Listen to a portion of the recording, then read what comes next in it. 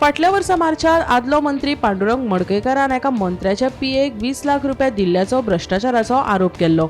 या प्रकरणात समाज वावुरप्यांनी ACB कडेन कागाळ नोंद केल्ली। मजगती भ्रष्टाचाराचो आरोप करपी मंत्र्याचे व्हिडिओ सोशल मिडियाचेर उपलब्ध असले तरी प्रशासन कारवाय करपाक आडखळटा अशें उच्च न्यायालयात जाल्ले निमाणे सुनावणेत काशीनाथ शेटये हाणें सांगले। तशेंच ह्या संदर्भात कसलीच कारवाय जावंक नाशिल्ल्यान ही केस आतां सत्र न्यायालयात गेल्या आनी FIR नोंद करपाक कळाव कित्याक जालो असो प्रस्न न्यायालयान राज्य सरकाराक केला।